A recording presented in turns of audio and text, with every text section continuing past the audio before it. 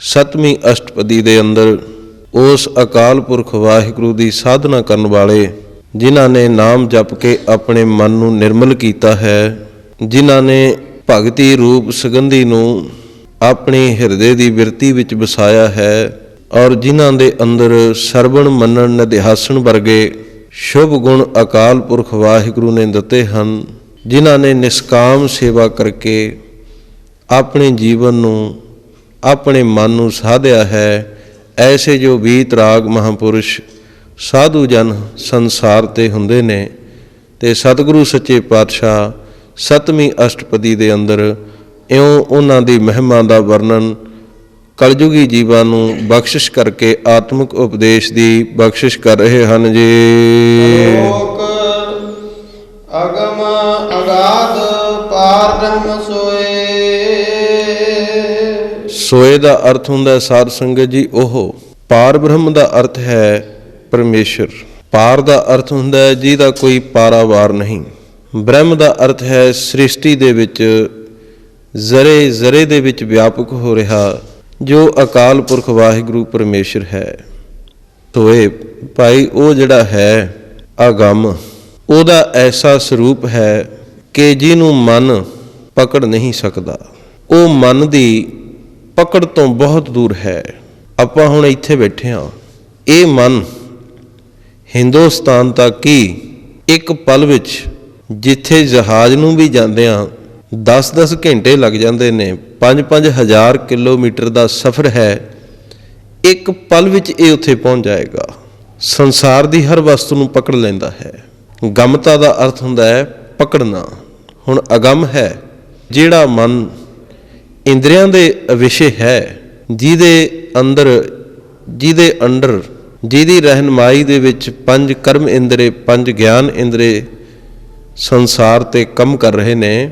ਅਤੇ ਹਜ਼ੂਰ ਪਾਤਸ਼ਾਹ ਕਹਿੰਦੇ ਉਹ ਮਨ ਸੋ ਕਹੀਏ ਉਸ ਵਾਹਿਗੁਰੂ ਪਾਰ ਬ੍ਰਹਮ ਪਾਰਾਵਾਰ ਤੋਂ ਜੋ ਰਹਿਤ ਪਰਮੇਸ਼ਰ ਹੈ, ਉਹਨੂੰ ਪਕੜ ਨਹੀਂ ਸਕਦਾ।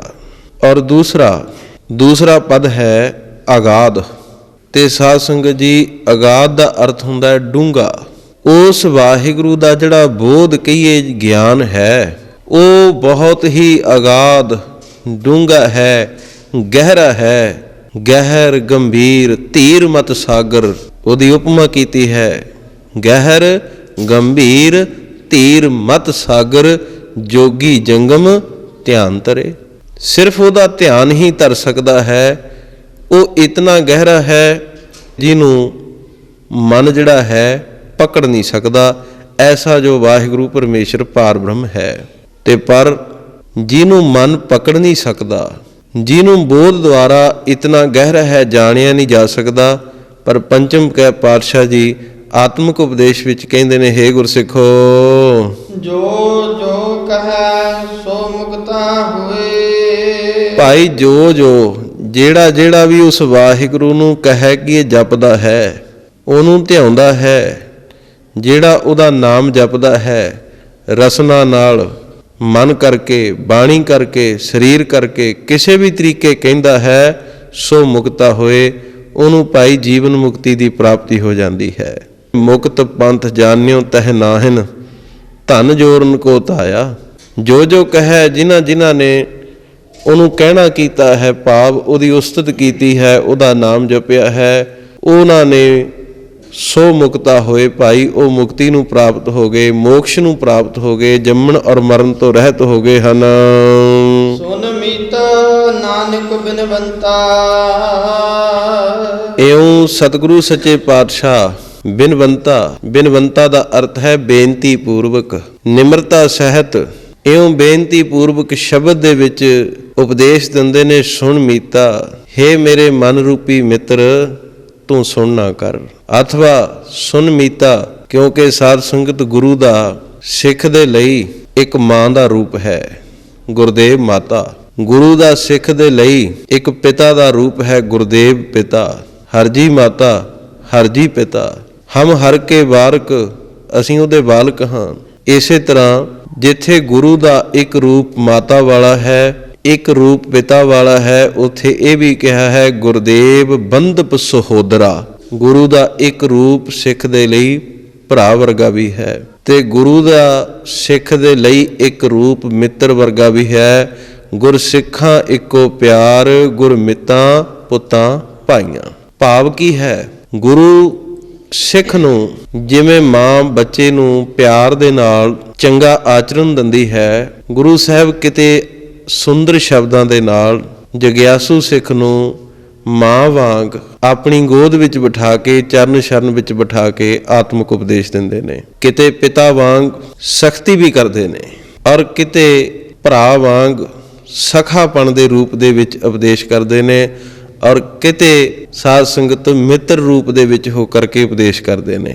ਮਹਾਂਪੁਰਸ਼ ਸੰਤ ਗਿਆਨੀ ਗੁਰਬਚਨ ਸਿੰਘ ਜੀ ਖਾਲਸਾ, ਵਿਦਿਆ ਮਾਰਤੰਡ, ਜਿਨ੍ਹਾਂ ਨੇ ਗੁਰਬਾਣੀ ਵਿੱਚ ਆਏ ਹੋਏ ਮਿੱਤਰ ਸ਼ਬਦ ਦੀ ਬੜੀ ਸੁੰਦਰ ਵਿਆਖਿਆ ਕੀਤੀ ਹੈ ਕਿ ਸੁਨ ਮੀਤਾ। ਮਿੱਤਰ ਕਿਹਨੂੰ ਕਿਹਾ ਹੈ? ਸਾਡੀ ਪਰਮਾਤਮਾ ਨਾਲ ਇਸ ਦੇਹੀ ਦੀ ਸਮਤਾ ਕਿਵੇਂ ਬਣ ਸਕਦੀ ਹੈ? ਕਿਉਂਕਿ ਤਨ ਗੰਦਗੀ ਕੀ ਕੋਠੜੀ, ਹਰ ਹੀਰਿਆਂ ਕੀ ਖਾਨ। ਅਸਲ ਵਿੱਚ ਜਿਹੜੀ ਅੰਦਰ ਆਤਮਾ ਵਸਦੀ ਹੈ ਨਾ, ਆਤਮਾ ਪਰਮਾਤਮਾ ਦਾ ਸਰੂਪ ਹੈ। ਮਿੱਤਰ ਸ਼ਬਦ ਇਹ ਸਰੀਰ ਦੇ ਲਈ ਨਹੀਂ ਹੈ, ਮਿੱਤਰ ਸ਼ਬਦ ਭਾਈ ਆਤਮਾ ਦੇ ਲਈ ਹੈ, ਕਿਉਂਕਿ ਆਤਮਾ ਪਰਮਾਤਮਾ ਦਾ ਸਰੂਪ ਹੈ। ਕਿ ਸੁਨ ਮੀਤਾ ਨਾਨਕ ਬਿਨ ਬੰਤਾ। ਸਤਿਗੁਰੂ ਇਹਨਾਂ ਬੇਨਤੀ ਪੂਰਵਕ ਸ਼ਬਦਾਂ ਵਿੱਚ ਕਹਿੰਦੇ ਨੇ ਕਿ ਸੁਣ ਮੀਤਾ ਹੈ ਮਿੱਤਰ ਰੂਪ ਜਗਿਆਸੂ, ਹੇ ਆਤਮਾ ਹੇ ਮਨ ਤੂੰ ਸੁਣਨਾ ਕਰ। ਸਾਧ ਜਨਾ ਕੇ ਅਚਰਜ ਕਥਾ। ਅਚਰਜ ਕਥਾ, ਅਚਰਜ ਕਥਾ ਹੈ ਸਾਧ ਜਨਾ ਕੀ। ਤੂੰ ਉਹਨਾਂ ਦੀ ਅਚਰਜ ਕਥਾ ਸੁਣ। ਕਿਹਨਾਂ ਦੀ? ਸਾਧ ਜਨਾ, ਜਿਨ੍ਹਾਂ ਨੇ ਗੁਰੂ ਸਾਹਿਬ ਜੀ ਦੇ ਦਿੱਤੇ ਹੋਏ ਸਾਧਨਾ ਨੂੰ ਜੀਵਨ ਦੇ ਵਿੱਚ ਧਾਰ ਕੇ ਸਾਧਨਾ ਦੁਆਰਾ ਉਸ ਵਾਹਿਗੁਰੂ ਪਰਮੇਸ਼ਰ ਨੂੰ ਧਿਆਇਆ, ਉਹਨੂੰ ਜਪਿਆ, ਉਹਦਾ ਧਿਆਨ ਧਰਿਆ, ਤੇ ਫਿਰ ਇੱਕ ਸਮਾਂ ਐਸਾ ਆ ਗਿਆ ਕਿ ਜਿਸ ਦਿਨ ਮਨ ਪੂਰੀ ਤਰ੍ਹਾਂ ਸਾਧਿਆ ਗਿਆ, ਮਨ ਵਿੱਚ ਕਿਸੇ ਕਿਸਮ ਦਾ ਤਿਲ ਮਾਤਰ ਵੀ ਸੰਸਾਰ ਦਾ ਪੱਖ ਨਾ ਰਿਹਾ। ਸੰਸਾਰ ਦੀਆਂ ਸਾਰੀਆਂ ਇੱਛਾਵਾਂ, ਸਾਰੀਆਂ ਵਾਸ਼ਨਾਵਾਂ, ਸਾਰੀਆਂ ਉਮੰਗਾਂ, ਸਾਰੇ ਕਿਸਮ ਦੇ ਮੋਹ, ਸਭ ਕੁਝ ਬੰਧਨਾਂ ਤੋਂ ਜਦੋਂ ਮੁਕਤ ਹੋ ਗਏ ਭਾਈ, ਉਹਨਾਂ ਨੂੰ ਸਾਧ ਕਿਹਾ ਹੈ। ਭੇਖ ਨੂੰ, ਕੱਪੜਿਆਂ ਨੂੰ, ਲਿਬਾਸ ਨੂੰ, ਜਾਂ ਉਹਨਾਂ ਵਰਗੇ ਕਰਮ ਕਰਨ ਵਾਲਿਆਂ ਨੂੰ ਸਾਧ ਨਹੀਂ ਕਿਹਾ। ਸਾਧ ਨਾਮ ਹੈ ਜਿਨ੍ਹਾਂ ਨੇ ਮਨ ਨੂੰ ਸਾਧ ਲਿਆ। ਸੁਨ ਮੀਤਾ, ਹੇ ਸਖਾ, ਹੇ ਅਗਿਆਨੀ ਮਨ ਸੁਣਨਾ ਕਰ। ਉਹਨਾਂ ਦੀ ਅਚਰਜ ਕਥਾ ਹੈ। ਸਾਧ ਸੰਗਤ ਜੀ, ਕਥਾ ਦਾ ਅਰਥ ਹੁੰਦਾ ਹੈ ਜਿਸ ਜਗ੍ਹਾ ਤੇ ਬੈਠ ਕੇ ਪਰਮੇਸ਼ਰ ਨਾਲ ਜੁੜਨ ਦੀ ਆਵਾਜ਼ ਆਵੇ, ਜਿਸ ਆਵਾਜ਼ ਦੇ ਵਿੱਚੋਂ ਪਰਮੇਸ਼ਰ ਦਾ ਗਿਆਨ ਹੋਵੇ, ਉਹਨੂੰ ਕਥਾ ਕਿਹਾ ਜਾਂਦਾ ਹੈ। ਹਰ ਕੀਆਂ ਕਥਾ ਕਹਾਣੀਆਂ ਗੁਰਮੀਤ ਸੁਣਾਈਆਂ, ਬਲਿਹਾਰੀ ਗੁਰ ਆਪਣੇ ਗੁਰ ਕੋ ਬਲ। ਤੇ ਸਾਧ ਸ਼ਬਦ ਜਿਹੜਾ ਹੈ, ਕਿਉਂਕਿ ਸਾਰੀ ਅਸ਼ਟਪਦੀ ਦੇ ਅੰਦਰ ਸਾਧ ਸੰਗਤ ਸਤਿਗੁਰੂ ਜੀ ਨੇ ਸਾਧ ਸ਼ਬਦ ਦੀ ਵਰਤੋਂ ਕੀਤੀ ਹੈ, ਔਰ ਵਿਦਵਾਨਾਂ ਨੇ ਇਹਦੇ ਦੋ ਅਰਥ ਲਏ ਨੇ।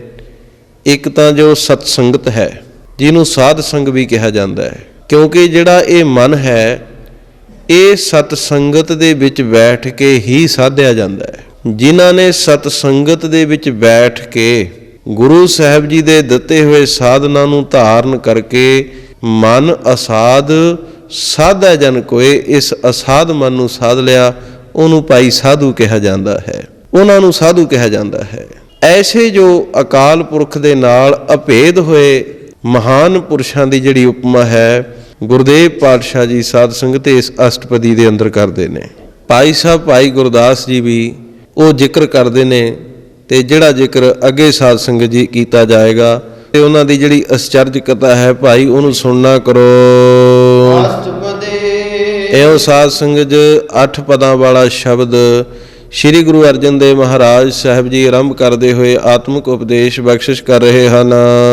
ਸਾਧਕ ਸੰਗ ਮੁਖ ਉਜਲ ਹੋਤ।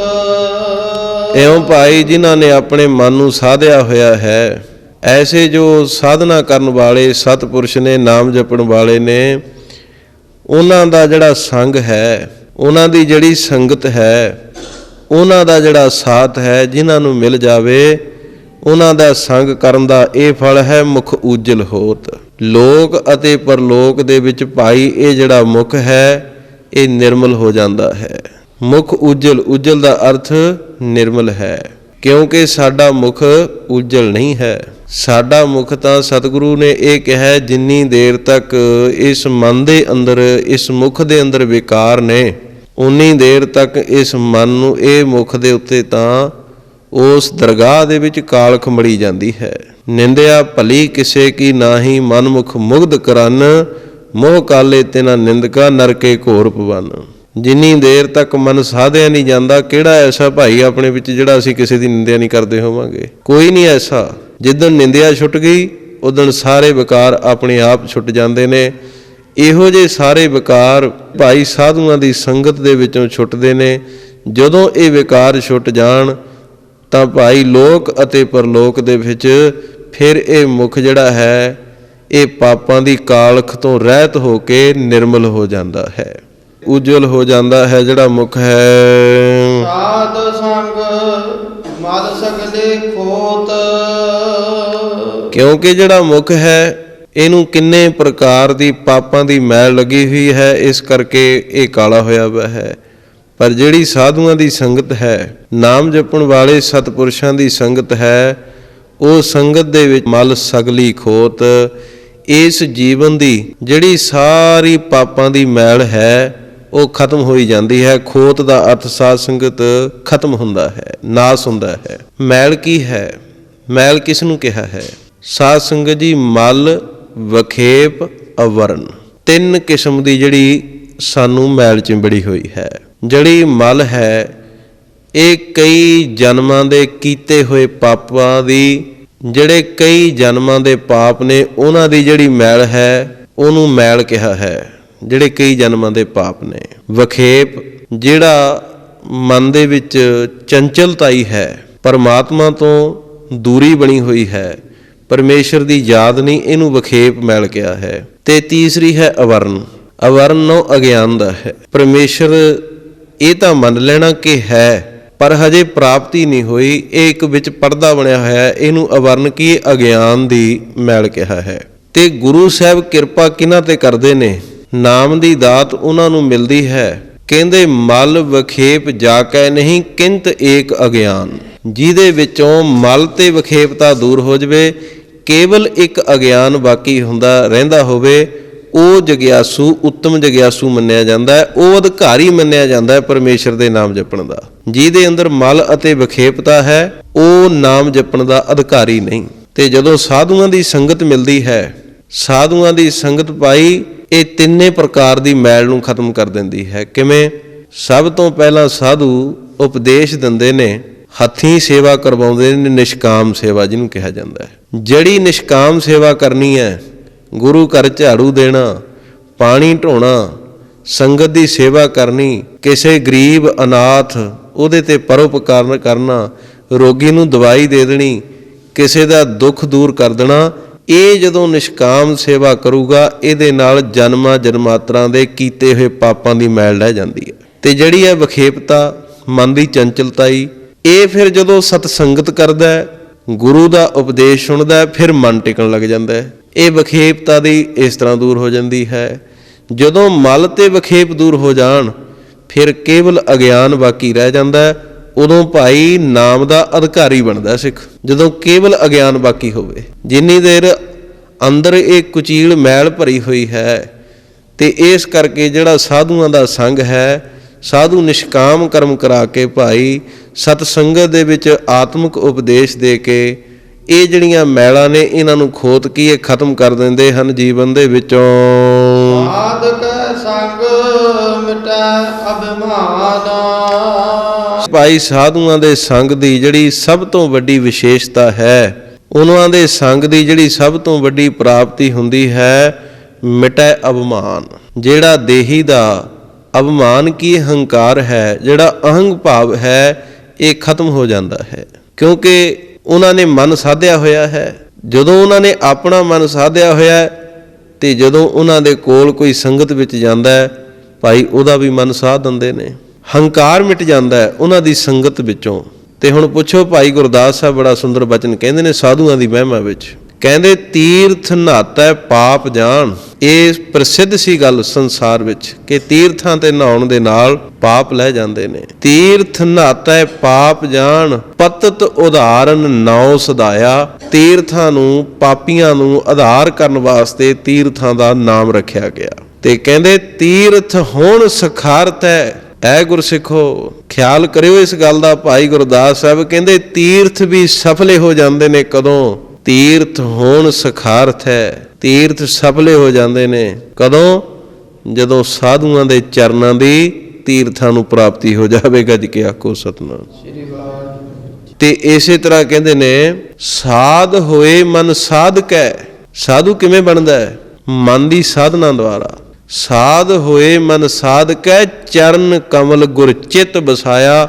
ਸਾਧੂ ਦੀ ਇੱਕੋ ਨਿਸ਼ਾਨੀ ਹੈ, ਆਪਣੀ ਦੇਹ ਨਾਲ ਨਹੀਂ ਜੋੜਦਾ, ਸ਼ਬਦ ਨਾਲ ਜੋੜਦਾ ਹੈ, ਕਿਉਂਕਿ ਸ਼ਬਦ ਦੁਆਰਾ ਆਪਣਾ ਮਨ ਸਾਧ ਲਿਆ। ਔਰ ਇਹ ਵੀ ਸੰਸਾਰ ਵਿੱਚ ਗੱਲ ਪ੍ਰਸਿੱਧ ਹੈ।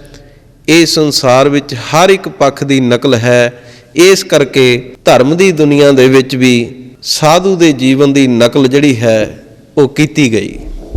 ਔਰ ਉਸ ਨਕਲ ਨੇ ਇੱਕ ਭਰਮ ਸੰਸਾਰ ਦੇ ਵਿੱਚ ਪੈਦਾ ਕੀਤਾ, ਜਿਸ ਭਰਮ ਦੇ ਵਿੱਚ ਅੱਜ ਨਹੀਂ, ਯੁੱਗਾਂ ਤੋਂ ਹੀ ਦੁਨੀਆ ਨੂੰ ਭਰਮਾਉਣ ਦੀ ਕੋਸ਼ਿਸ਼ ਹੋਈ। ਪਰ ਕਮਲ ਚਿੱਕੜ ਵਿੱਚ ਰਹਿ ਕੇ ਵੀ ਆਪਣੀ ਪਛਾਣ ਵੱਖਰੀ ਰੱਖਦਾ ਹੈ। ਹੱਪਣ ਦਾ ਉਹਦੇ ਕਰਕੇ ਜਿਹੜੇ ਭੌਰੇ ਨੇ ਉਹਨੂੰ ਲੱਭ ਲੈਂਦੇ ਨੇ ਕਿ ਉਹ ਕਿੱਥੇ ਹੈ। ਇਸ ਕਰਕੇ ਜਿਨ੍ਹਾਂ ਦੇ ਅੰਦਰ ਪਰਮੇਸ਼ਰ ਦਾ ਪਿਆਰ ਜਾਗ ਪਵੇ ਨਾ, ਉਹ ਲੱਭ ਹੀ ਲੈਂਦੇ ਨੇ ਕਿ ਅਸਲ ਵਿੱਚ ਸਾਧੇ ਹੋਏ ਮਨ ਵਾਲੇ ਕਿਹੜੇ ਨੇ। ਇਸ ਕਰਕੇ ਸਤਿਗੁਰੂ ਕਹਿੰਦੇ ਭਾਈ ਉਹਨਾਂ ਦੀ ਸੰਗਤ ਦੇ ਵਿੱਚੋਂ ਮਿਟੈ ਅਭਿਮਾਨ। ਇਸ ਦੇਹੀ ਦੀ ਜਿਹੜੀ ਹੰਗਤਾ ਹੈ, ਇਹ ਜਿਹੜਾ ਹੰਕਾਰ ਹੈ, ਇਹ ਖਤਮ ਹੋ ਜਾਂਦਾ ਹੈ, ਮਿਟ ਜਾਂਦਾ ਹੈ। ਸਾਧਕੈ ਸੰਗ ਪ੍ਰਗਟੈ ਸੋ ਗਿਆਨ। ਭਾਈ ਸਾਧੂਆਂ ਦਾ ਜਿਹੜਾ ਸੰਗ ਹੈ, ਉਹਨਾਂ ਦੀ ਜਿਹੜੀ ਸੰਗਤ ਹੈ, ਉਹਨਾਂ ਦਾ ਜਿਹੜਾ ਸਾਥ ਹੈ, ਪ੍ਰਗਟ ਹੈ। ਪ੍ਰਗਟੇ ਦਾ ਅਰਥ ਹੁੰਦਾ ਹੈ ਪ੍ਰਕਾਸ਼ ਹੋਣਾ। ਸਾਧ ਸੰਗਤ ਗਿਆਨ ਔਰ ਸ੍ਰੇਸ਼ਟ ਗਿਆਨ। ਸ੍ਰੇਸ਼ਟ ਗਿਆਨ ਜੋ ਹੈ ਉਹ ਪਰਮਾਤਮਾ ਵਾਹਿਗੁਰੂ ਦੇ ਨਿਜ ਸਰੂਪ ਬ੍ਰਹਮ ਦੀ ਜਿਹੜੀ ਪ੍ਰਾਪਤੀ ਹੈ, ਉਹਨੂੰ ਸ੍ਰੇਸ਼ਟ ਗਿਆਨ ਕਿਹਾ ਹੈ। ਬੁੱਝੈ ਇਹ ਜਾਣ ਲੈਂਦੇ ਨੇ ਜਿਨ੍ਹਾਂ ਨੂੰ ਸੰਗਤ ਪ੍ਰਾਪਤ ਹੋ ਜਾਂਦੀ ਹੈ। ਕੀ ਜਾਣ ਲੈਂਦੇ ਨੇ? ਪ੍ਰਭ ਨੇਰਾ, ਕਿ ਭਾਈ ਜਿਹੜਾ ਪ੍ਰਭੂ ਵਾਹਿਗੁਰੂ ਹੈ ਉਹ ਸਾਡੇ ਨੇੜੇ ਹੀ ਹੈ, ਉਹ ਦੂਰ ਨਹੀਂ। ਮੈਂ ਮੂਰਖ ਜਾਣਿਆ ਦੂਰੀ ਰੇ। ਮੂਰਖ ਮਾਨੇ ਪ੍ਰਮਾਤਮਾ ਨੂੰ ਦੂਰ ਜਾਣਿਆ ਹੈ, ਉਹ ਪ੍ਰਭੂ ਤਾਂ ਸਦਾ ਹੀ ਸੰਗ ਹੈ। ਪੇਖਤ ਸੁਣਤ ਸਦਾ ਹੈ ਸੰਗੇ। ਉਹ ਹਮੇਸ਼ਾ ਨਾਲ ਹੈ, ਸੰਗ ਹੈ, ਪਰ ਅਗਿਆਨੀ ਮਨ ਦੂਰ ਜਾਣਦਾ ਹੈ।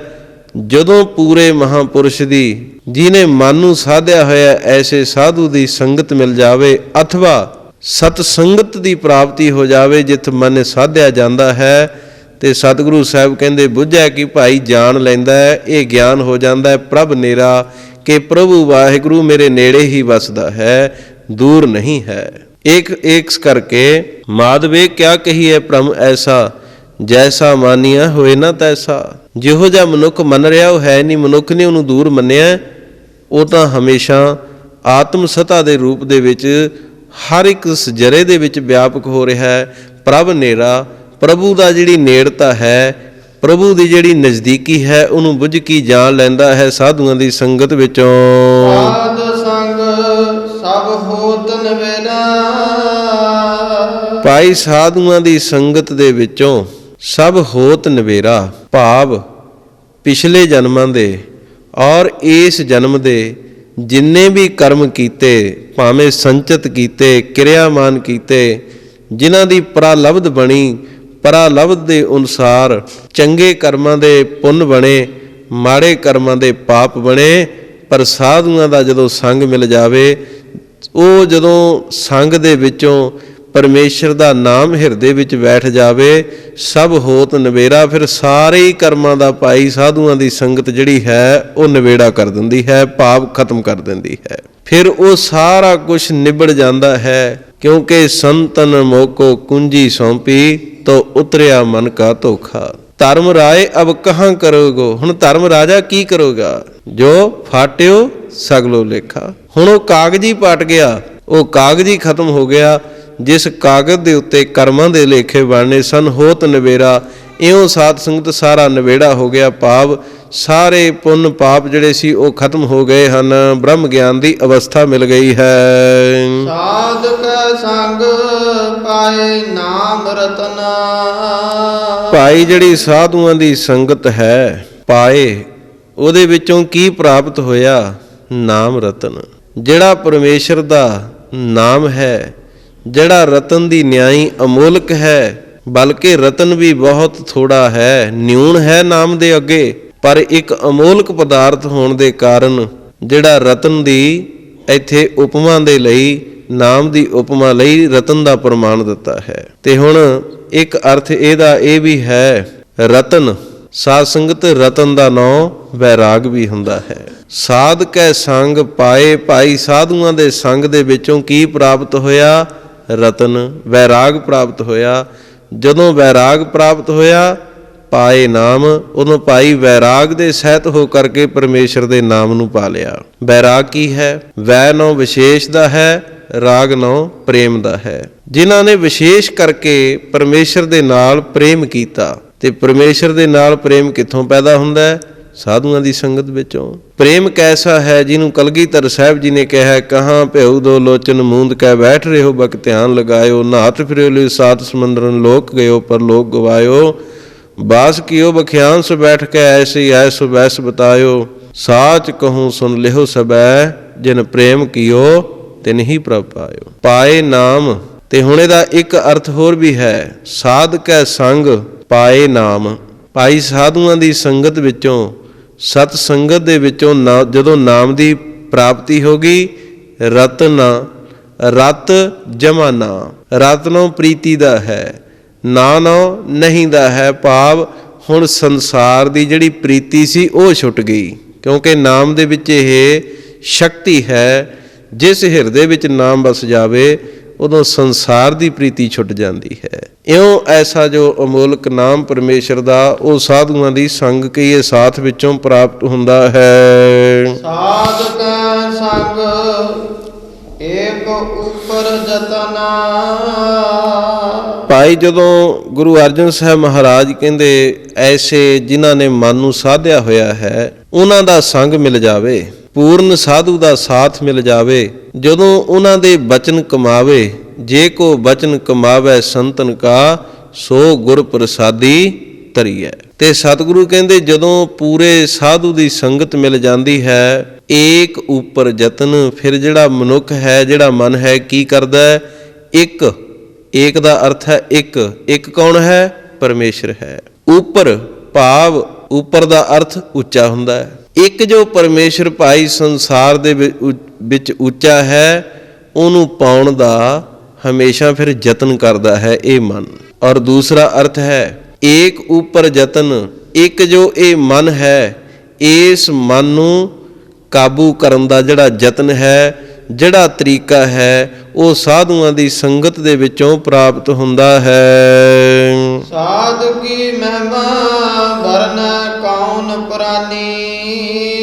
ਸਤਿਗੁਰੂ ਕਹਿੰਦੇ ਐਸਾ ਕਿਹੜਾ ਪ੍ਰਾਣਾ ਧਾਰੀ ਜੀਵ ਹੈ ਸੰਸਾਰ ਦੇ ਅੰਦਰ? ਕੋਈ ਐਸਾ ਪ੍ਰਾਨੀ ਕੀ ਇਹ ਪ੍ਰਾਣਾ ਵਾਲਾ ਜੀਵ ਨਹੀਂ ਜੋ ਸਾਧੂਆਂ ਦੀ ਮਹਿਮਾ ਨੂੰ ਵਰਨੈ ਕੀ ਬਖਿਆਨ ਕਰਕੇ ਸੰਸਾਰ ਨੂੰ ਸੁਣਾਵੇ। ਸਾਧੂ ਦੀ ਮਹਿਮਾ ਕੋਈ ਵਰਣਨ ਨਹੀਂ ਕਰ ਸਕਦਾ। ਕਿਉਂ? ਕਿਉਂਕਿ ਉਹਨਾਂ ਦੇ ਸੰਗ ਦੇ ਵਿੱਚੋਂ ਏਕ ਉਪਰ ਯਤਨ, ਜਿਹੜਾ ਇੱਕ ਮਨ ਹੈ, ਇਹਨੂੰ ਕਾਬੂ ਕਰਨ ਦਾ ਤਰੀਕਾ ਪ੍ਰਾਪਤ ਹੋ ਜਾਂਦਾ ਹੈ। ਕਿਉਂਕਿ ਮਨ ਵਸਿਆਵੈ ਨਾਨਕਾ ਜੇ ਪੂਰਨ ਕਿਰਪਾ ਹੋਏ। ਮਨ ਕਿਹਦਾ ਵਸ ਵਿੱਚ ਹੁੰਦਾ? ਜਿਹਦੇ ਤੇ ਅਕਾਲ ਪੁਰਖ ਦੀ ਪੂਰਨ ਕਿਰਪਾ ਹੋ ਜਾਂਦੀ ਹੈ। ਐਸੀ ਜਿਨ੍ਹਾਂ ਦੇ ਉੱਤੇ ਮਹਾਨ ਕਿਰਪਾ ਹੋਈ ਹੈ, ਜਿਨ੍ਹਾਂ ਨੇ ਆਪਣੇ ਮਨ ਨੂੰ ਕਾਬੂ ਕਰ ਲਿਆ। ਔਰ ਏਕ ਉਪਰ ਯਤਨ, ਉਹਨਾਂ ਦੀ ਸੰਗਤ ਕਰਨ ਵਾਲਾ ਵੀ ਆਪਣੇ ਮਨ ਨੂੰ ਕਾਬੂ ਕਰਨ ਦੇ ਯਤਨ ਦੇ ਵਿੱਚ ਲੱਗ ਜਾਂਦਾ ਹੈ। ਕਹਿੰਦੇ ਕਿਸੇ ਮਹਾਂਪੁਰਸ਼ ਦੇ ਕੋਲ ਜਾ ਕੇ ਸੰਗੀ ਨੇ ਸਵਾਲ ਕੀਤਾ, ਜੀ ਬਈ ਮਨ ਕਾਬੂ ਕਰਨ ਦਾ ਤਰੀਕਾ ਦੱਸੋ। ਕਹਿੰਦੇ ਭਾਈ ਪਰਮੇਸ਼ਰ ਦੇ ਨਾਮ ਦਾ ਲੜ ਨਾ ਛੱਡੋ। ਕਹਿੰਦੇ ਮਹਾਰਾਜ ਵੀ ਸਦਾ ਹੀ ਨਾਮ ਜਪਦੇ ਰਹਿਣਾ ਚਾਹੀਦਾ। ਨਾਮ ਜਪਣ ਵਾਲ ਜੇ ਮਨ ਇੱਕ ਵਾਰੀ ਸ਼ਾਂਤ ਹੋ ਗਿਆ, ਫਿਰ ਦੁਬਾਰੇ ਕੀ ਲੋੜ ਹੈ ਨਾਮ ਜਪਣ ਦੀ? ਤੇ ਮਹਾਂਪੁਰਸ਼ ਕਹਿੰਦੇ ਇਹਦਾ ਵੀ ਤੁਹਾਨੂੰ ਉੱਤਰ ਦਿਆਂਗੇ। ਸਾਧ ਸੰਗਤ ਇੱਕ ਮਰੀ ਹੋਈ ਡੱਡੀ ਪਈ ਸੀ, ਉਹਨੂੰ ਸੰਗੀ ਨੂੰ ਕਹਿੰਦੇ ਐਂ ਕਰ, ਇਹਨੂੰ ਕਾਗਜ਼ ਦੇ ਵਿੱਚ ਲਪੇਟ ਕੇ ਆ ਉੱਪਰ ਛੱਤ ਤੇ ਰੱਖ ਦੇ। ਪਰ ਛੱਤੀ ਤੇ ਰੱਖ ਦਿੱਤੀ। ਜਦੋਂ ਵਰਖਾ ਰੁੱਤ ਆਈ, ਇੰਨੇ ਨੂੰ ਉਹ ਸੰਗੀ ਕਿਤੇ ਫੇਰ ਆਇਆ, ਕਹਿੰਦੇ ਵੀ ਐਂ ਕਰ, ਜਿਹੜੀ ਉੱਪਰ ਮਰੀ ਹੋਈ ਡੱਡੀ ਦਾ ਸਰੀਰ ਤੂੰ ਰੱਖਿਆ ਸੀ ਉਹ ਚੁੱਕ ਕੇ ਲਿਆ। ਜਦੋਂ ਕਾਗਜ਼ ਖੋਲ੍ਹਿਆ ਉਹਦਾ ਸਰੀਰ ਖਤਮ ਹੋ ਗਿਆ, ਉਹਦੇ ਵਿੱਚੋਂ ਕਿੰਨੀਆਂ ਡੱਡੀਆਂ ਨੇ ਹੋਰ ਜਨਮ ਲੈ ਲਿਆ ਉਹਦੇ ਸਰੀਰ ਦੇ ਵਿੱਚੋਂ। ਤੇ ਮਹਾਂਪੁਰਸ਼ਾਂ ਨੇ ਫਿਰ ਇੱਕ ਗੱਲ ਕਹੀ, ਕਹਿੰਦੇ ਭਾਈ ਏਕ ਉਪਰ ਯਤਨ, ਸਦਾ ਨਾਮ ਜਪਣ ਦਾ ਯਤਨ ਜਾਰੀ ਰੱਖੋ, ਕਿਉਂਕਿ ਇੱਕ ਇਹ ਮਨ ਤਾਂ ਹੀ ਕਾਬੂ ਆਏਗਾ। ਕਹਿੰਦੇ ਮੈਂ ਜਾਣਿਓ ਮਨ ਮਰ ਗਿਓ, ਮਨ ਤੋਂ ਮਰਿਓ ਨਾਹੀਂ। ਬਰਖਾ ਰੁੱਤ ਹੋਣ ਤੇ ਜਦੋਂ ਬਾਰਿਸ਼ ਰੁੱਤ ਹੋਈ ਔਰ ਉਹ ਬਾਰਿਸ਼ ਦਾ ਸੰਗ ਹੋਇਆ ਤੇ ਇਹ ਮਨ ਜਿਹੜਾ ਸੀ ਜਿਵੇਂ ਉਹ ਡੱਡੀ ਮਰੀ ਹੋਈ ਦੇ ਵਿੱਚੋਂ ਬਰਖਾ ਦੇ ਸੰਗ ਕਰਕੇ ਕਿੰਨੀਆਂ ਨੇ ਹੋਰ ਜਨਮ ਲੈ ਲਿਆ। ਇਸੇ ਤਰ੍ਹਾਂ ਜੇ ਮਨ ਮਰ ਵੀ ਜਾਵੇ ਔਰ ਨਾਮ ਨੂੰ ਛੱਡ ਦੇਵੇ, ਜਿਨ੍ਹਾਂ ਨੇ ਮਰੇ ਹੋਏ ਮਨ ਤੋਂ ਬਾਅਦ ਨਾਮ ਛੱਡ ਦਿੱਤਾ, ਸੰਸਾਰ ਦੇ ਇੱਕ ਵਿਕਾਰ ਦੇ ਸੰਗ ਦੇ ਨਾਲ ਇਸ ਮਨ ਦੇ ਵਿੱਚੋਂ ਹੋਰ ਪਤਾ ਨਹੀਂ ਕਿੰਨੇ ਕੁ ਵਿਕਾਰ ਜਿਹੜੇ ਨੇ ਉਹ ਮੁੜ ਕੇ ਫੇਰ ਪੈਦਾ ਹੋ ਜਾਂਦੇ ਨੇ। ਏਕ ਉਪਰ ਯਤਨ, ਐਸਾ ਜੋ ਉਪਦੇਸ਼ ਦੇਣ ਵਾਲੇ, ਸਾਧਨਾ ਵਾਲੇ ਮਹਾਨ ਧਰਮੀ ਪੁਰਸ਼, ਰੱਬ ਦੇ ਪਿਆਰੇ ਸਾਧੂ ਸਤਿਗੁਰੂ ਕਹਿੰਦੇ ਭਾਈ ਸਾਧ ਕੀ ਮਹਿਮਾ। ਕੀ ਦਾ ਅਰਥ ਹੁੰਦਾ? ਉਹਨਾਂ ਦੀ ਮਹਿਮਾ ਦਾ ਅਰਥ ਹੈ ਵਡਿਆਈ, ਵਰਨੇ ਦਾ ਅਰਥ ਹੈ ਬਖਿਆਨ, ਤੇ ਕੌਣ ਦਾ ਅਰਥ ਹੈ ਕਿਹੜਾ, ਪ੍ਰਾਣੀ ਦਾ ਅਰਥ ਹੈ ਪ੍ਰਾਣਾ ਧਾਰੀ ਜੀਵ। ਐਸਾ ਕਿਹੜਾ ਹੈ ਜਿਹੜਾ ਉਹਨਾਂ ਸਾਧੂਆਂ ਦੀ ਮਹਿਮਾ ਦਾ ਵਰਣਨ ਕਰ ਸਕੇ। ਕਹਿੰਦੇ ਮਹਾਰਾਜ ਜੀ ਕਿਉਂ ਨਹੀਂ ਹੋ ਸਕਦੀ, ਕਿਉਂ ਨਹੀਂ ਵਰਣਨ ਕੀਤੀ ਜਾ ਸਕਦੀ? ਤੇ ਸ੍ਰੀ ਗੁਰੂ ਅਰਜਨ ਦੇਵ ਮਹਾਰਾਜ ਫਿਰ ਅਖੀਰਲੀ ਤੁਕ ਵਿੱਚ ਇਉਂ ਉੱਤਰ ਦੇ ਰਹੇ ਹਨ, ਨਾਨਕ ਸਾਧ ਕੀ ਸੋਭਾ ਪ੍ਰਭ ਮਹਿ ਸਮਾਨੀ। ਧੰਨ ਸ੍ਰੀ ਗੁਰੂ ਅਰਜਨ ਦੇਵ ਮਹਾਰਾਜ ਗੁਰੂ ਨਾਨਕ ਸਾਹਿਬ ਮਹਾਰਾਜ ਦੇ ਪੰਜਵੇਂ ਸਰੂਪ ਸਤਿਗੁਰੂ ਕਹਿੰਦੇ ਭਾਈ ਉਹਨਾਂ ਦੀ ਵਡਿਆਈ ਇਸ ਕਰਕੇ ਨਹੀਂ ਵਰਣਨ ਹੋ ਸਕਦੀ ਕਿਉਂਕਿ ਸਾਧ ਕੀ ਸੋਭਾ, ਸਾਧੂਆਂ ਦੀ ਅਥਵਾ ਸਤਸੰਗਤ ਦੀ ਜਿਹੜੀ ਸੋਭਾ ਹੈ ਪ੍ਰਭ ਮਾਹੇ ਸਮਾਨੀ, ਇਹ ਪ੍ਰਭੂ ਦੇ ਵਿੱਚ ਸਮਾਈ ਹੋਈ ਹੈ। ਇਹ ਸੋਭਾ ਪ੍ਰਭੂ ਦੇ ਵਿੱਚ ਲੀਨ ਹੈ, ਕਿਉਂਕਿ ਸੰਤ ਰਾਮ ਮੈਂ ਭੇਦ ਕਿਛ ਨਾਹੀ, ਸੰਤ ਰਾਮ ਹੈ ਏਕੋ। ਇਸ ਕਰਕੇ ਜਦੋਂ ਕੋਈ ਪ੍ਰਭੂ ਦੀ ਵਡਿਆਈ ਨਹੀਂ ਵਰਣਨ ਕਰ ਸਕਦਾ, ਤੇ ਸਤਿਗੁਰੂ ਕਹਿੰਦੇ ਜਿਨ੍ਹਾਂ ਦੇ ਹਿਰਦੇ ਵਿੱਚ ਪ੍ਰਭੂ ਵਸਦਾ ਹੈ ਉਹਨਾਂ ਪਿਆਰਿਆਂ ਦੀ ਵੀ ਜਿਹੜੀ ਵਡਿਆਈ ਹੈ ਉਹਦਾ ਵੀ ਕੋਈ ਵਰਣਨ ਨਹੀਂ ਕਰ ਸਕਦਾ ਹੈ।